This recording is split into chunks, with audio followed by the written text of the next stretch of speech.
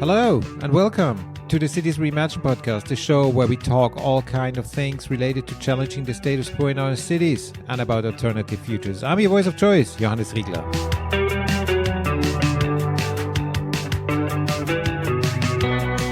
Today's show is all about urban futures and what it needs to reimagine urban spaces and work with urban futures as well as a method to reimagining cities.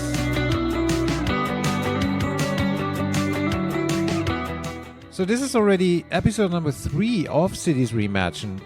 Time really flies. And what's new since the last episode? In the last episode, I told you that I was going to Madrid, the city where I lived in some 11 or 12, might be 13 years ago. And I'm back now in Vienna. And I have to say I had a fantastic stay in Madrid. So when I stayed there in the city, it was actually 2011, so 12 years ago. I was at the end of my studies and, I was on a tight budget. So the best I could afford was a room in a shared apartment with, I believe it was with like 9, 10 or 11 other people.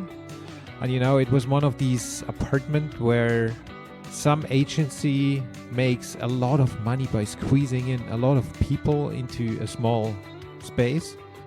And unfortunately, I still remember all those cockroaches in this apartment vividly. And I spare you the details now, but what I did mostly, besides studying in Madrid, because my housing situation was so bad, was riding my skateboard downhill in the side streets of Salamanca towards Atocha station at night. And I took the subway back. And nobody, not even the police, seemed to care at that time if somebody rides their skateboard on a 4-lane street at night. So that was really a very vivid memory. What I did mostly, besides, of course, studying and riding my skateboard in Madrid back then, was going for a run. Or going for runs in Retiro Park. And I did that a lot. So it was nice now that I also had the chance to do that again. And it's really funny when you come back to a place and you remember bits and pieces, some of these things you forget. I had a really nice time now also running in Retiro Park now. So I was in Madrid with my partner Maria, who was working now for a couple of weeks in the city. If you ever have the chance to visit Madrid, do it. Go to the amazing museums like the Prado and the Reina Sofia, which, they also cover a lot of, or Reina Sofia especially, they cover a lot of urban-related things. And it's highly recommended. And also don't forget to drink a lot of coffee. They have amazing coffee places there too. I'm back in Vienna now for a couple of days before heading out on another trip to the other side of Europe, really, to Helsinki. I was invited to go there for a workshop by a European project called Already, which deals with transforming agriculture. And you might wonder, agriculture is why agriculture for this guy? It's not really much urban stuff on first sight, but I got invited because the colleagues there are preparing a new research and innovation initiatives on agri-ecology with very participatory and co-creative methods and approaches. And since I worked a lot on conceptualizing these experimental approaches for research and innovation and living labs and so on, actually with today's guest Jonas Bylund, I was invited to come over to Helsinki. And I really hope that I find some time to get some record shopping in as well, because Finland or Helsinki has such a interesting music scene, alternative music scene, and some great record shops. So I was there 2 times, and both of the times I came back with a full bag of vinyl records. So I really hope I find some time to do that. If you're into this kind of stuff, you should definitely check out the releases on Svart Records from Finland, and also Häxvessel, a band from Finland, has a new record out, which you should definitely check out. But enough about this week's monologue, really. Let's get to this week's conversation. My guests on Cities Reimagined today are Jonas Bylund and Josefin Wangel, both living in or around Stockholm. I know them both from my work with or in JPI Urban Europe and driving urban transitions. Josefin is a senior research officer at Formas, a Swedish research funding agency. And with Josefin, I worked on organizing one workshop on radically regenerative urban public spaces. And I was so impressed by her knowledge and her perspectives on futures. And take note of the plural there. It's not future, it's futures. And about her work on future studies. So I thought that it would be a perfect fit to sketch out the topic of reimagining cities with her on the podcast. Jonas is an anthropologist. He runs Urbanalysis, and he is a researcher at the KTH, the Royal Institute of Technology. I worked with him very closely for some 8 or 9 or 10 years, and although we didn't share an office, obviously, because he's based in Sweden, I'm really enjoying thinking back to all the experiences we had together over the years. And he became a very good friend as well. So together we had the chance to go on many unbelievable work-related missions and adventures and trips together throughout Europe. We've been to Rio de Janeiro, to Beijing, but also places where, as somebody living in Europe, we rarely have the chance to go, such as Addis Ababa in Ethiopia or Durban in South Africa. The talk with Jonas and Josefin was actually the first one I ever recorded for Cities Reimagined back in July. I invited them to have a chat about what does it mean to reimagine cities and to challenge conventional paradigms and envision alternative futures in the podcast. And I invited both of them to be also my let's say mini sounding board of the show. So 2 people to discuss and reflect the content of the episode, see what was especially interesting and new, and identify the topics for the future of the podcast. So you might be able to hear them again on Cities Reimagined later on again from time to time. And I hope to have them again on the very last show of the season 1 to reflect what has been said and what are the outcomes of this podcast. But after the recording, I thought our conversation would be better placed in the middle of season 1 to set the ground for a more theoretical and deeper discussion on urban futures, urban utopias, and also dystopias and so on. So that's why you had to wait 2 episodes to get to Jonas and Josefin. So that was a very long introduction to the show. Apologies for that. But here finally is my talk with Jonas and Josefin. Hi, Josefin, and hi, Jonas. Great to have you on the show. Thank you, Johannes. Great to be here. Thanks. Yeah, really good to be here. I'm writing as I'm saying this, sorry. Yeah, that's okay. I'm very happy to have you two today on Cities Reimagined because I know that the 2 of you work on questions on reimagining cities and reimagining urban futures a lot. And it's great to have you on the show. And I would be very interesting to not only discuss today the topic with you, but also come back later after the first season and later on again to see what have we learned, what is open, what topics and issues should we take into account for the next season and so on. So it's great to have you today. Great. Yes. Are we done? We are done. Thank you so much for today. Great. Thank you for having us. Exactly. No, but then good talk. I think it's that easy or what? So I was wondering, since we never talked about it, how did you develop this interest in cities? Did you always grow up or did you always live in cities? Did you grow up in cities? How did that come about? I was born in a city, in Stockholm to be more precise. But then before I turned 1, we moved to a very rural part of Sweden because my parents wanted to get away from the big city life. So they managed to rent a very small house in the middle of nowhere, and there I grew up together with two of my younger sisters. Being able to roam quite freely in the large forests and hanging out with a lot of farm animals. Growing up with farm animals actually sounds like a pretty nice upbringing. But how did you come back to the city then? Well, that's not as a rosy story. The reason for why we moved back to Stockholm is because my parents separated, and then it was easier for them to live closer to my grandparents who lived in Stockholm at that time. So until the age of 6 or so, I lived in a very rural part of Sweden. And from 6 years and onwards, I have lived in different suburbs to Stockholm.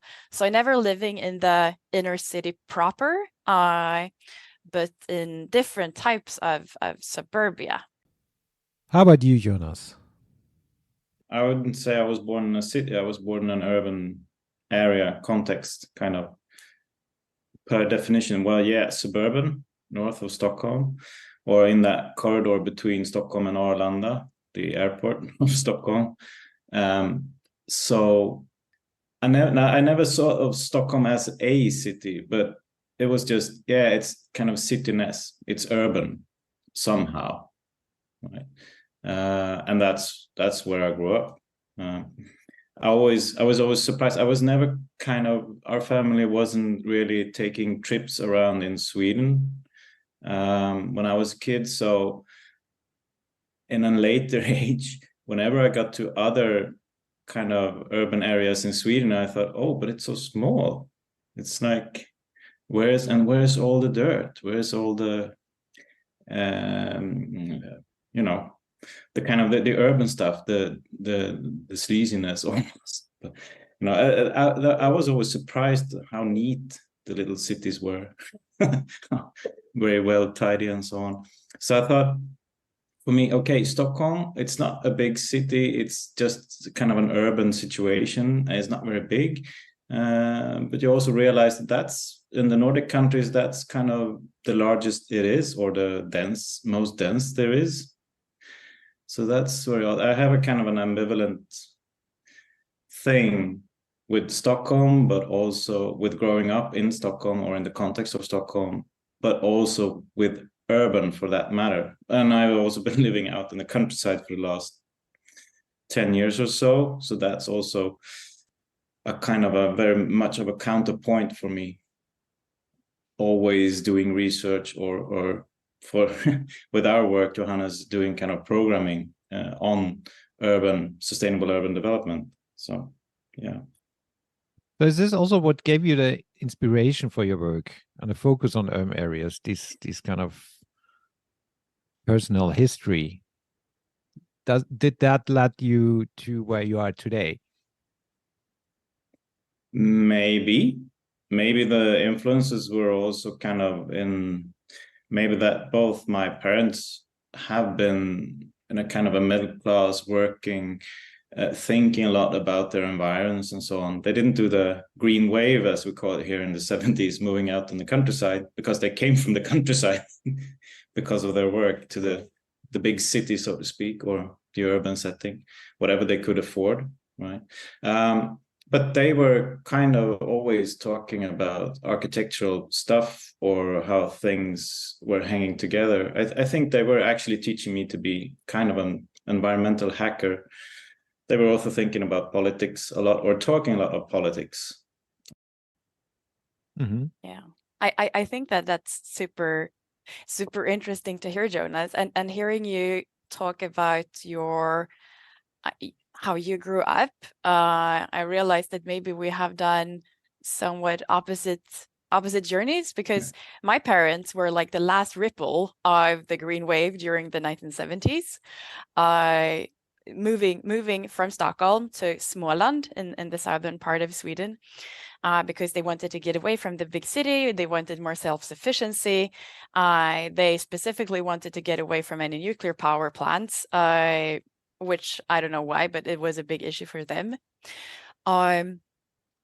So that is why I grew up in a very, very rural setting. We had one neighbor who had a goat, which was like outside the family, I think the living creature I hanged out the most with, this goat.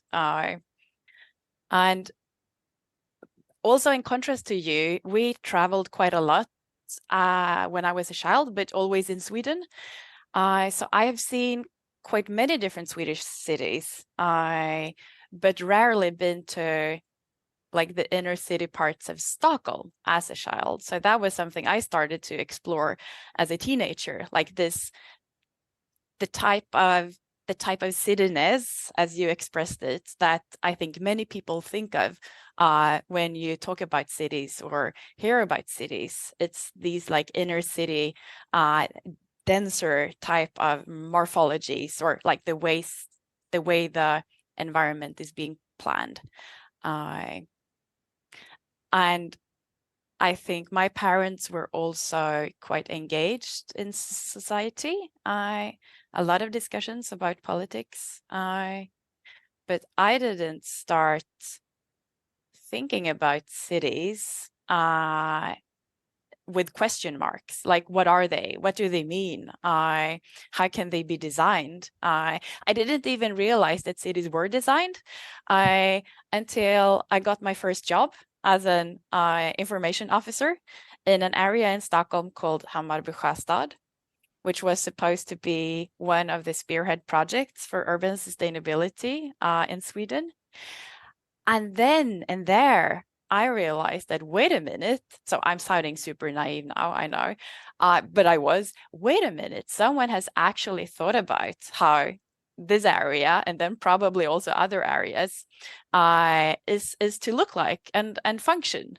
And this is actually super important in relation to sustainability. And before that, I'm trained as a biologist, so I didn't have any prior knowledge about urban planning or urban design or architecture or sociology or all these other like perspectives that I have dipped my toes in since then. So for me, this was like a big revelation in my mid-20s. Wait a minute, cities don't just pop up; they are made. So I grew up in a smaller city called Klagenfurt in the very south of Austria, near to the border to Italy and Slovenia, or not far from there. I grew up in a very central part of the city, so it's like 10, 15 minutes walk to the city center, which is like an old town, very, very pretty and very, very picturesque. At least the old town, the rest not so much, I would say. But you know, the thing that triggered my interest in urban areas were the trips to London, which I had as a teenager. So my mom was an English teacher, and I had the chance to jump on a couple of trips she did with her pupils to England, or to London, to the south of England and London. And these trips really coined me in one way and triggered this interest in cities. So when I was there for the first time, I thought like, oh my God, this is really great. It's so messy. There's graffiti everywhere. It's so interesting. It's so different from my small town. I don't know what's going on, but I absolutely love it. And at the same time, while living in Klagenfurt, I also still had this kind of rural connection, since we owned a farm, or inherited a farm, which part of the land was leased out to a local farmer, but there was a 300-year-old house which we had to take care of, which was a lot of work. So as a kid, it was great to be there. You know, it's an outdoor playground, and you can run around, and there's trees to climb, and there's always an adventure around the corner. But then, due to family history, this kind of changed, and I had to to work there a lot and come to the place regularly to mow the lawn and so on. So it became more a burden, although being in this very picturesque mountain area. It was on 1,200 meter altitude. In the meantime, we sold it, but yeah, these were the kind of life points where I really thought, oh, urban areas, that's great. Starting with the trips to London and these bigger cities, also like Vienna, to see what is going on there, not understanding it fully, but just finding it extremely interesting. So there is one thing about where one grows up, or at least perhaps us three, where we grew up and where we had those kind of points in our development is perhaps wrong, but just how we live, and then suddenly we have these turns where we think, oh, but that's something I thought was like, I took this for granted, that this is the way how life is, and then suddenly you have this, wow, no, maybe it could be this way instead, right? I think so, yeah. Because you just learn, I think when you grow up, you somehow think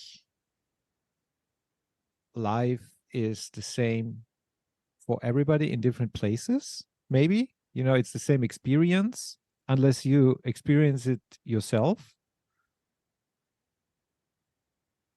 Yeah, I think that's a good point. It's sometimes I think about those with a very difficult word, ontology, right? That you have, depending on how it comes about, but you can have these kinds of ontological traumas or shocks, which can be constructive and widen your horizon, or it can just scare you into, go under a blanket and cry. Can you break that down a little bit to make it more understandable? Yeah, I'm not sure. No, I was thinking about this, of course, from a very academic point of view. But I heard it in your stories as well, these kinds of small aha moments where you suddenly understanding something. It's not just understanding how something works, like in an engineering sense, like, aha, oh, that's a surprise, but rather more existential, more like, oh, but the world wasn't really what I thought it was. I think that links very well with your work, Josephine, right? So you work a lot on futures and more precisely on how to get there. How does that resonate with you? Yeah, I was making notes so quickly, so I can't even read what I wrote down when you spoke, Jonas. I think that while like ontology is a super difficult concept for many people, I think, to grasp, I think that when you talk about it in terms of sense making, so you have your ways of making sense of the world, and how it works, again, not in the engineering way, but in a more basic way, and then you're exposed to something new. It could be an environment, it could be a situation, it could be a relation, or a combination of these that challenges your sense-making frames, so to speak, in a way that forces you to, and here I will use another concept that I first stumbled upon in an article by Professor John Robinson, who has done a lot of future study stuff. He talks about unlearning and relearning. And it's something with some types of exposures that lead you to a radical unlearning, because you realize that, okay, the way I have made sense of the world, these situations, these relations, the scope of action before doesn't really hold true. And then you always have, when you have unlearned, you always have the possibility to relearn if you take that possibility. Often, however, we are so threatened by this exposure, by this unlearning, So rather than staying with the trouble, to quote another of my favorite scholars, Donna Haraway, rather than staying with that trouble and learning something new, we close it down. We look away. So getting back to your question then, Johannes, about future studies or foresight, and why I think that is so relevant and engaging, is because through creating images of possible or desirable futures, you can sometimes create this kind of exposure that destabilizes people's understandings of what is possible or what is desirable. And I think that this destabilization is key to start doing things differently. So getting exposed to other ways of seeing futures, but also presents, I think that is one key aspect to learning to do things differently, which, as you said, Jonas, is essential if we are going to move in the direction of a more sustainable and just society. Can you be a bit more precise on what could be an exposure to futures? That sounds very abstract. Yeah, I guess it is. So futures, since they don't exist, according to like a Western and secular line of thought, the future does not exist apart from our imaginations about the future, which can be articulated and expressed and shared in different ways. So the future is abstract. But being exposed to a future, it could mean reading the latest IPCC reports and taking part of the different climate change scenarios and their potential impacts for the planet, for biodiversity, for humanity, etc. That is one example. It could be watching one of the many apocalyptic movies or TV series that are out there today, and realizing that, well, actually society or things aren't as stable as I believe them to be. Sometimes that causes like reactionary impulse rather than, staying with the trouble and doing good things. But that's another question. It could also be going to an exhibition where artists have created representations of possible futures.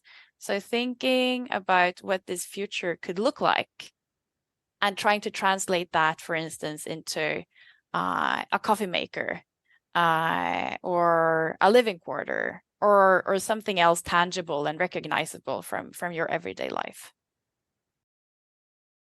I remember as a kid, I was perhaps watching too many of the films that my parents had, the comics that my sister had, who's 10 years older. So she had a lot of kind of grown-up comics about not very pleasant human futures. And I kept thinking, so the future, humans aren't that really not very, very nice species, right? We're not that very good. There's no luck in future. So I didn't have that there weren't anything that was kind of a good quality, happy future, right? That was either almost ridiculous or it was, the happy stories were always in the present somehow. I would blame the system, society, etc., for having the happy stories in the present and the dystopian stories in the future, right? So, but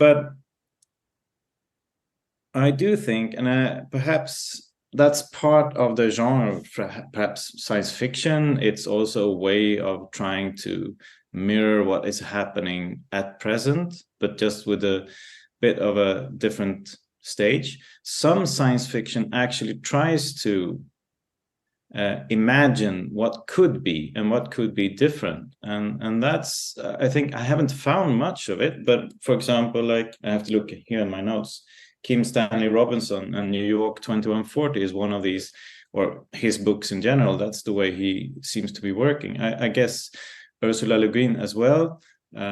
They are really trying to figure out how life could be differently, and not just using tech or environments, different types of environments, as a kind of a stage for showing what problems we have today. So in that sense, yes, I do believe in imaginations making or letting us be able to talk about what is desirable or not in terms of where we want to go. I guess this is perhaps a very Western, a Eurocentric Western way of talking about it, of making these kinds of dialogues. I guess, to my mind, other cultures have different genres, different ways of doing exactly these kinds of discussions, or having these debates on where do we want to go, right? Because this is very much at the core a political issue, right? Where do we want to go, and how do we do it, right? To me, it sounds like that we are actually in this dystopian kind of situation, which you just described from your childhood books at the moment, or increasingly getting there, but we somehow require the science fiction to broaden their understanding or broaden the perspective on how to get away from that and paint a more positive, more desirable future towards which we can work on. So, but of course, it seems like it's much easier in many ways to focus on the dystopian part in media, because you get more clicks if you say, oh my God, the world is going down. Or it might also be in fiction and science fiction writing that this might attract more attention than some positive image. Yeah, and I think getting back to something that was in your question that I probably also managed to displace was the thing about complexity and hypercomplexity, because a lot of let's say when we're thinking about future human societies, and perhaps in science fictions, it's about interhuman relations between humans. It's also kind of a big thing. It's like soap operas suddenly. Whereas the really tricky issue is sometimes to make it plausible, or perhaps so-called realistic, is that, you need to have these strange relationships with a lot of other things, and that makes it very complex in order to write a simple narrative, a story that kind of illuminates how the world is. And I mean, that's not easy. It's not easy even doing today for society, right? In policymaking, time, or rather futures, have collapsed into two ways in which policy deals with futures. It's like the super near future, next month, next year, and then it's the super distant future, like in 2060. And there isn't really any policy action concentrating on the span between like 2 years or 50 years, which is exactly the time span we need to direct our attention to if we are to deal with the multiple crises and challenges in a way that is to the benefit of the planet and humanity, including all humans, not only the already well off.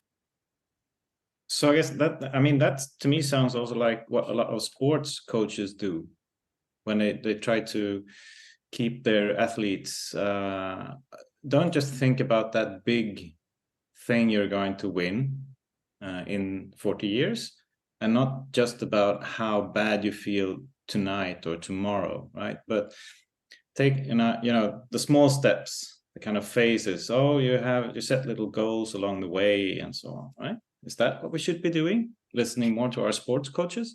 Yeah, maybe. I love thinking about futures and sustainable development through sports coaching. I think that opens up new avenues, at least in my mind. I think you touch upon very, very interesting parts, which I also would love to cover on the podcast. I didn't think about the sports codes on this show, but I thought about other actors which somehow have a perspective. I wouldn't say stake, but a perspective on reimagining cities and reimagining doing things differently and challenging the status quo or the paradigms which are out there. If we tie this conversation back to like the question of the urban and urban development, I think that urban planning and design and architecture are practices where you historically can see very clear like utopian impulses or utopian ideas driving the way urban areas, but also specific buildings and specific interior designs, how they are being developed.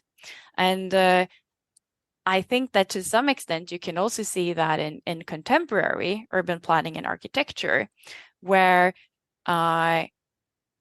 practitioners are trying to translate ideas of sustainability or ideas of the good life, ideas of the attractive neighborhood, like whatever, into specific choices of shapes, materials, colors, and how these relate to each other. So maybe urban planning and design and architecture and landscape architecture too, I think, is one example of a practice that actually manages to sit in this like in between the futures of tomorrow or next year and the futures of 50 or 100 years. That's one thing. What we're seeing in a lot of our urban areas is a kind of a not a melting pot, but a lot of conflicting ideas from different times and different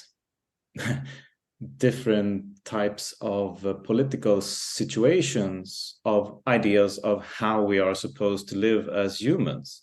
And that's maybe also what is happening a lot and something that we need to work with, rather than again trying to, but if we're just pure to this one ideal, then we can shape a good future.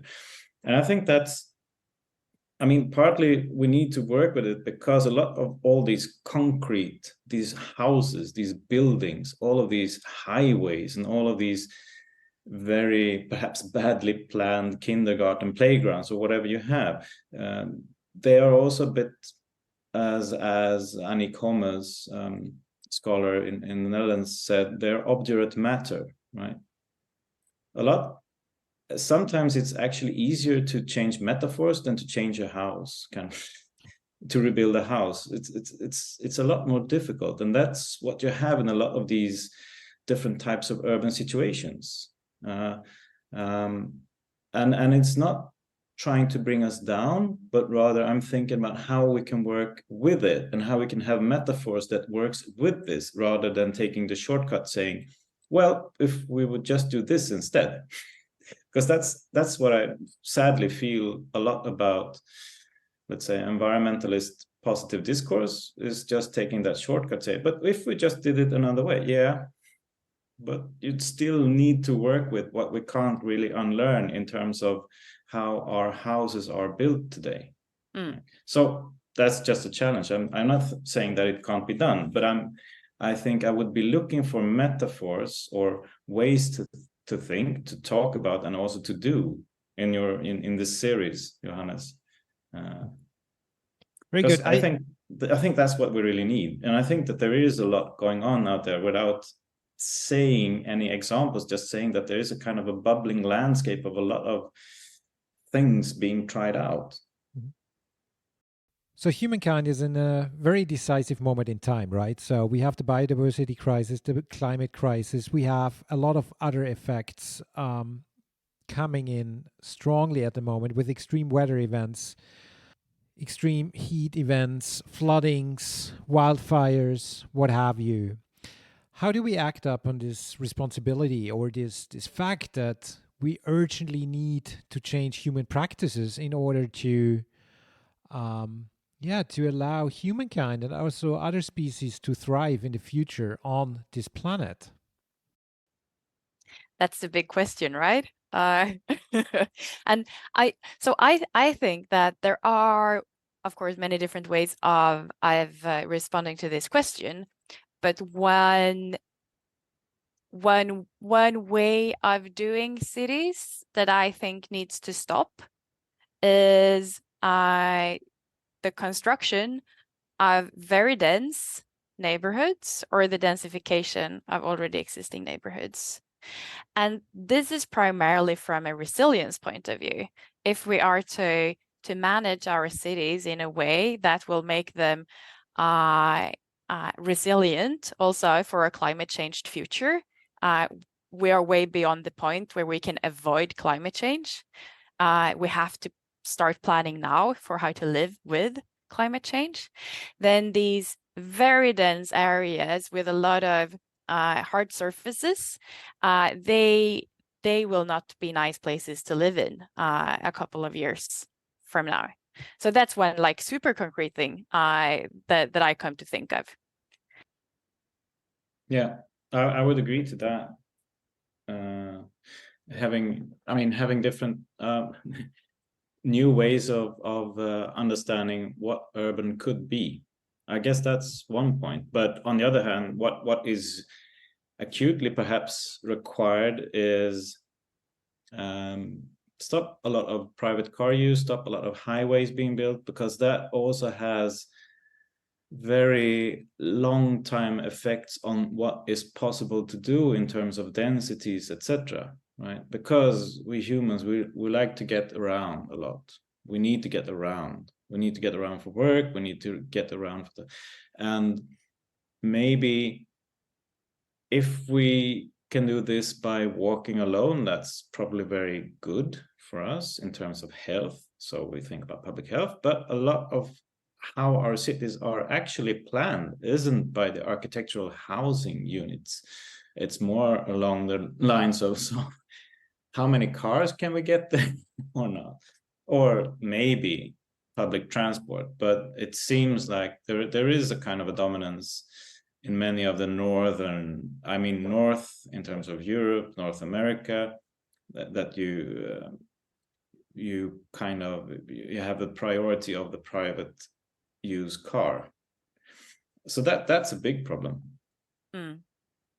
I would say, but I would also, along with that, I also think that if we remember that climate change isn't about it just getting warmer, it's rather about everything becoming a lot more unpredictable, a lot more maybe warm and cold at the same time, a lot more turbulent weather, probably a lot more turbulent political issues. So if we are to deal with that, we probably need, and this is a big jump, if we're thinking about urbanisms or the urban part of this future where everything is a lot more uncertain, maybe we need, as Ayan talked about it, places that aren't fail-safe, because we've learned that as soon as we try to build fail-safe cities according to any kind of ideal we have, you usually end up somewhere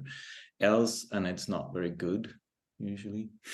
That's why I love study planning, because nothing ever gets done as it was planned. But maybe, as Ahern talks about, we need what's it called? Places, safe places to fail, right?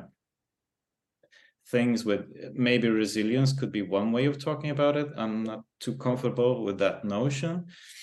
It tends to be difficult, but just places where we as humans, but also other non-human organisms as well as materials, can also fail a bit, and it's not the whole world, right? That's probably what we need if things are going to be a lot more uncertain. There will be a lot more crises, etc. Right? We don't need fragile spaces. And I'm now very much influenced by a short documentary which I saw this morning over breakfast. It was a documentary about Detroit, about how how the car industry left the city, which caused a huge decline in the city. But it was not about that. It was not about this ruin porn or this urban exploration, but it was more about the people living there right now and what developed after that.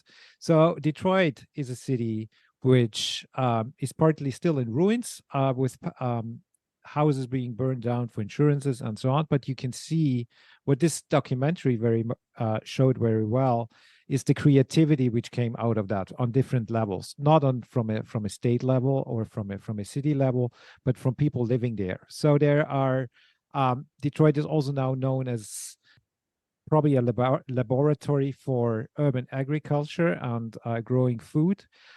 So they showed that, but also other businesses which established around that. For example, providing the right soil for these kind of for these community gardens. So they worked together with the zoo, where they got giraffe poop to produce the best soil for the agriculture.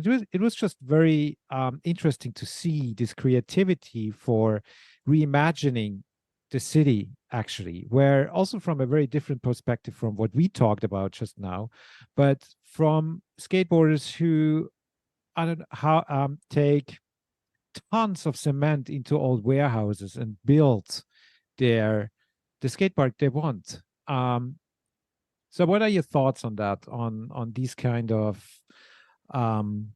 this kind of creativity coming from what you could call a failed city, to reimagine the future of an urban area or of this particular case?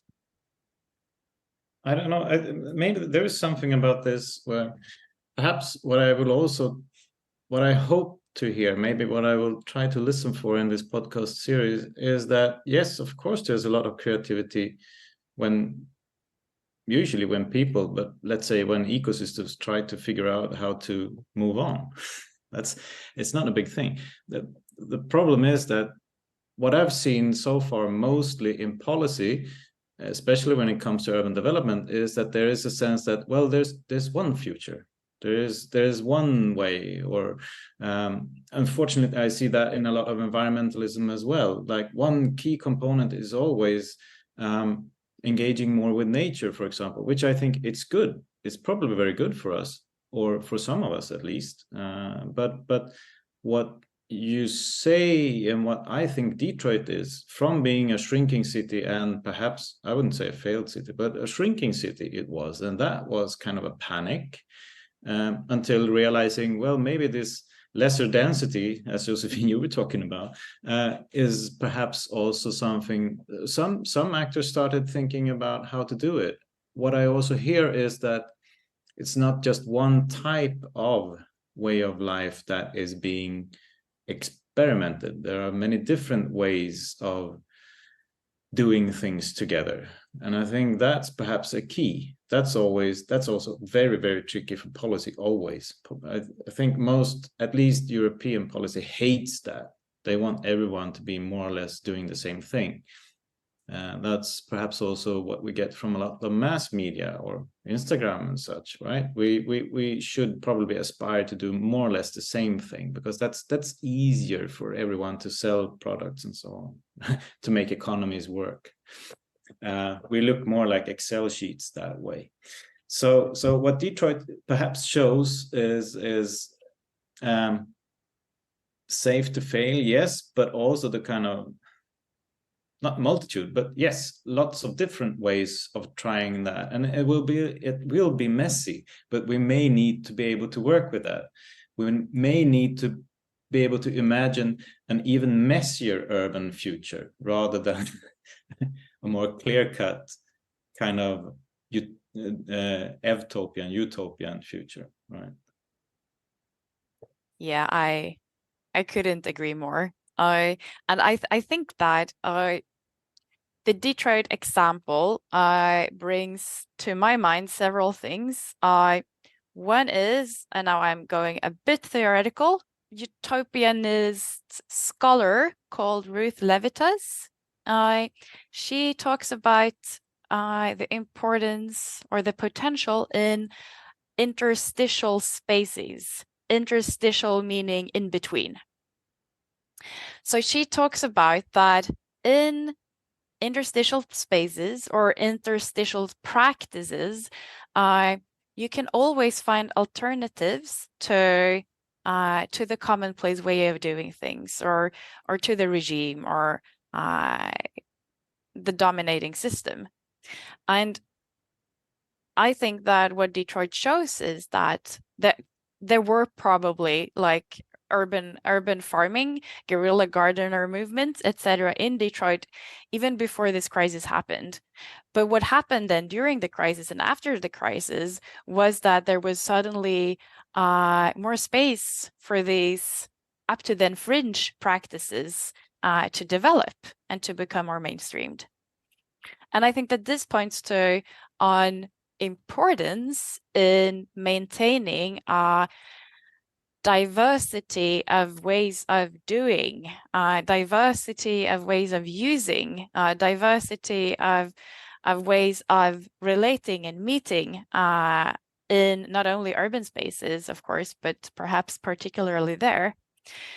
Because again, the future will bring about surprises. We can't know now what types of competences, skills, spaces, resources, etc., will be needed when these surprises materialize. And I don't know if have either of you tried to turn a lawn into a meadow? No. No? Okay, so I have tried to turn a lawn where I have my summer house into a meadow. And a lawn is characterized by being a monoculture. It's usually one type of grass. A meadow is characterized by having lots of different species, but of grass, but also wildflowers. So I started sprinkling out seeds for different types of wildflowers into my lawn, thinking that that would eventually turn my lawn into a meadow, my monoculture into something biodiverse. After a couple of years, nothing had happened. My lawn looked the same. It was still a monoculture. And then I asked some experts on how to do this. And they told me that in order to transform a lawn into a meadow, you need to start by removing the lawn, because otherwise the grass that is already there will suffocate. It won't give any space for these wildflowers to emerge or to produce seeds. And I think that in a way this speaks to, so now we are back at the metaphors. This speaks to a way of managing, or a way of stewardship perhaps for urban areas, that sometimes you need to remove things in order for other things to be able to thrive. And in Detroit, no one like removed things purposely in order to create possibilities for this gardening practices, but things were removed and other things emerged. So another reason why I invited you here today, besides that you're really cool people with so much knowledge on urbanism and futures, is that I wanted to discuss with you about your hopes and wishes for a podcast like Cities Reimagined. What do you think could be the contribution of Cities Reimagined, and what do you hope for the podcast?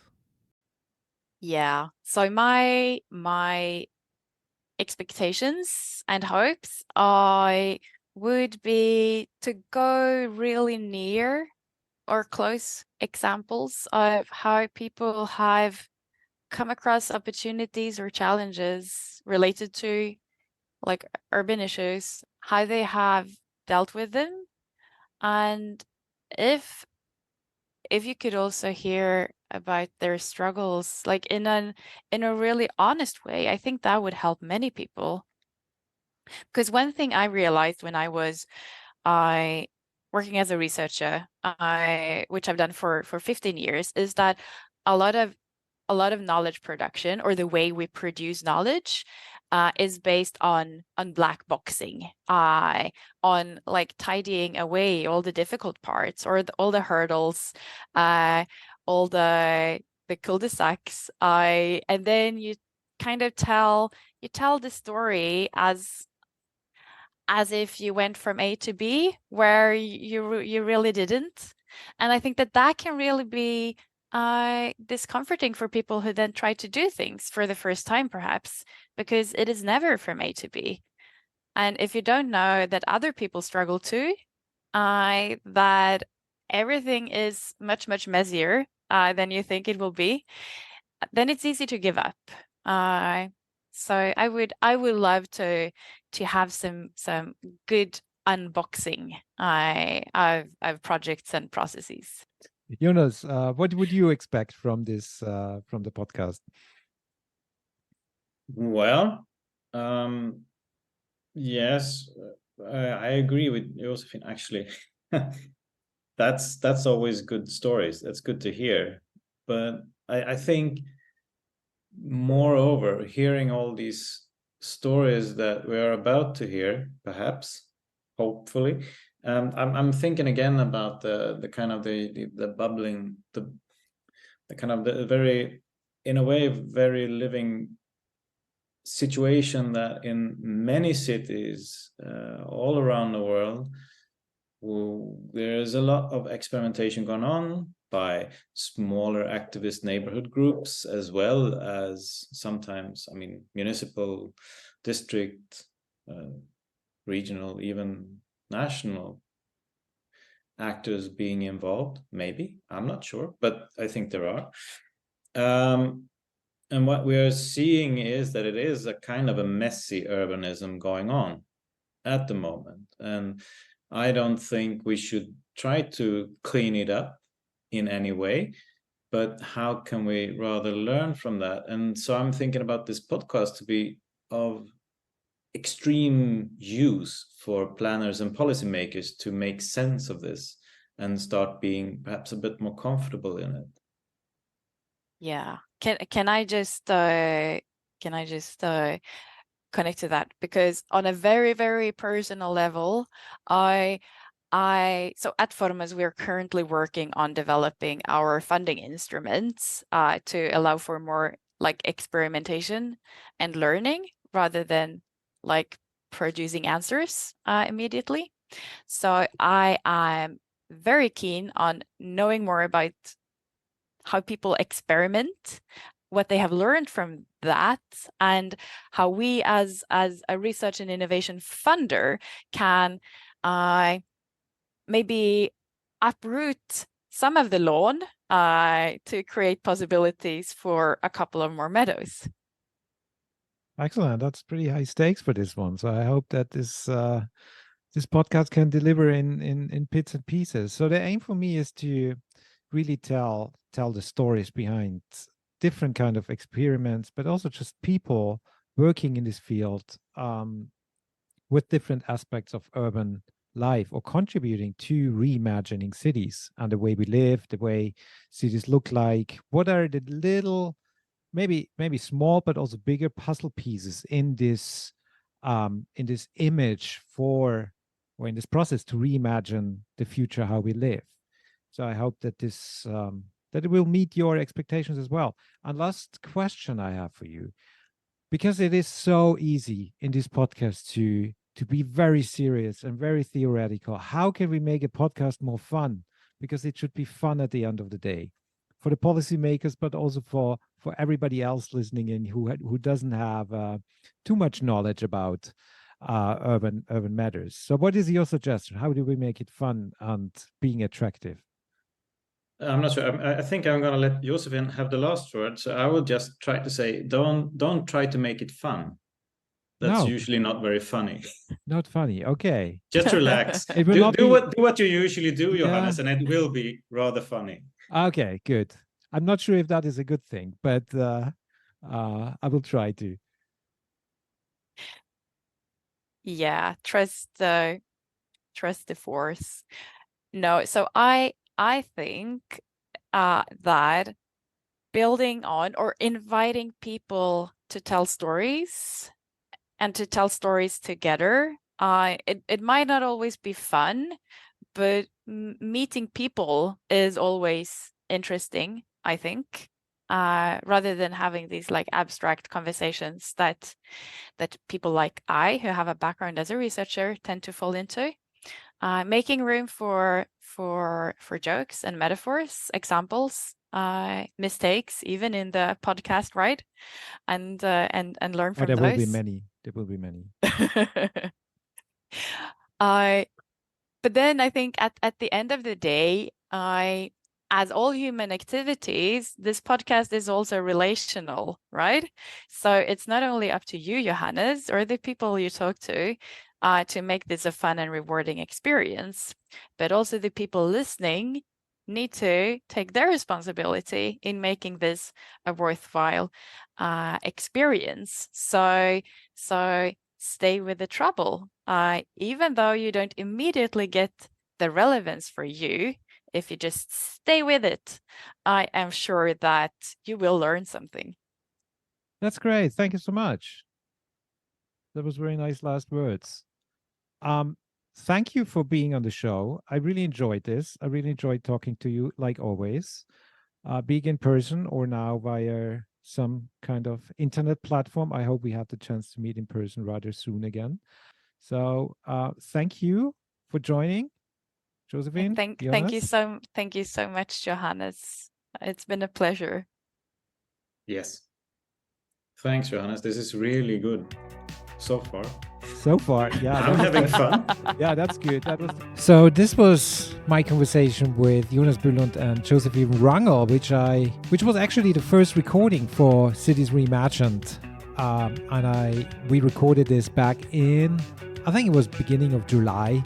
And I just finished cutting this piece now in the end of September of 2003. So I learned a lot by recording this interview, also how to hold the space in interviews, how to not go overboard with the length of the recordings, because it will be a trouble down the road. If you want to find out more about Josefin Wangel and Jonas Bylund, I will leave some links in the show notes, also some links to their latest publications, and get in touch with them via LinkedIn if you want. If you like today's episode, subscribe to the channel to not miss any show in the future. And if you want to get a view on the background of Cities Reimagined and more insight into how this show is recorded and what I'm doing and so on, follow Cities Reimagined on Instagram. Also, please do get in touch with your feedback and any wishes and expectations for the podcast, either via social media, on my LinkedIn, or write me an email at johannes@anthropocene.city. This was all for today, and I hope to catch you soon.